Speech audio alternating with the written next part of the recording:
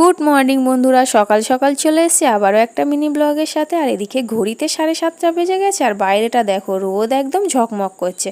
আর আমিও কিন্তু কাজ বাজ সেরে এদিকে চলে এসেছি রান্নাঘরে। আর এদিকে দেখো গোলা রুটি আর চা বানাচ্ছি। আমার বর গেছে বাজারে, এসেই বলবে খেতে দাও, তার মধ্যে কিন্তু ও এসে গেছিলো। আমি ঝটপট ওকে টিফিনটা দিয়ে দিলাম। আর এদিকে আমারও টিফিন বানানো হয়ে গেছিলো, আমিও একেবারে টিফিনটা সেরে নিলাম।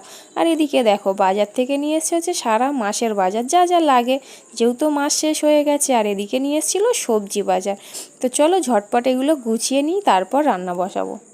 এদিকে আমি ঝটপট সব সবজিগুলো গুছিয়ে চলে এসেছি রান্নাঘরে। এদিকে দেখো শুক্তো বসাচ্ছি। আর আমার বর দেখো কত মাছ এনেছে, মাছগুলো কেটে ধুয়ে ফ্রিজে রেখে দিলাম। আর এদিকে আমার বর চিকেনটা বানিয়ে দিল, আর আমি সমস্ত কাজ বাজ সেরে স্নান করে নিলাম।